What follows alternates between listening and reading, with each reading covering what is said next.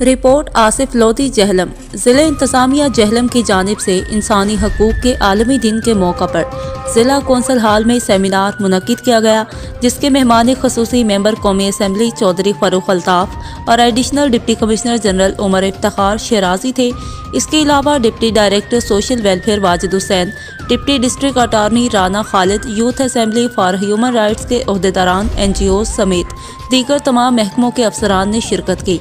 तकरीब में बैनुल मज़ाहब हम आहंगी, आपस में इत्तफ़ाक़ और मोहब्बत के रिश्तों को मजबूत बनाने के अज़म का इजहार किया गया और सानिया सियालकोट की शदीद अल्फाज में मज़म्मत भी की गई। इस मौका पर क्रिश्चियन कम्युनिटी की जानिब से क्रिसमस का केक भी काटा गया। तकरीब से खिताब करते हुए मेंबर कौमी असम्बली चौधरी फ़ारूक अल्ताफ़ ने कहा कि इस दिन का मकसद बुनियादी इंसानी हकूक़ के तहफ़्फ़ुज़ को यकीनी बनाना है।